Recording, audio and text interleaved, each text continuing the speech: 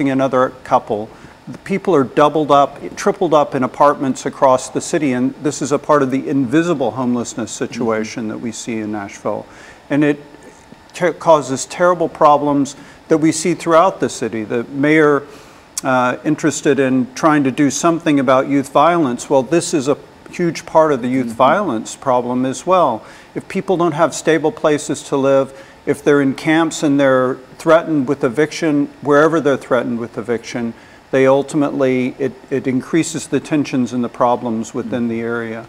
There have been a series of apartments that have been bought out and turned into higher priced housing. Edmondson Manor, for example, and the James Robertson, which still is empty.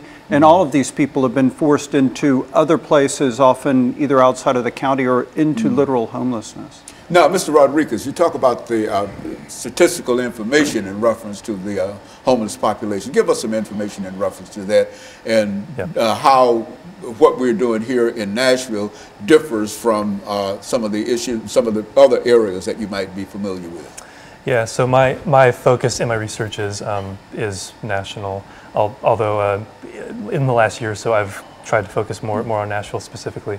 What's really striking to me is how normalized mass homelessness has become. So in leading up to the 1980s, homelessness was more or less cyclical. It would be tied a lot more to the labor market. When there was a lot of unemployment, there would be a lot more homelessness. When unemployment would go down, homelessness would tend to go down too. But starting in the late 70s, early 1980s, we started to see this sustained mass homelessness. And the bottom floor estimates today are about 500,000 nationally, although it's that's not counting a lot of people, so it's probably over 1 million at least.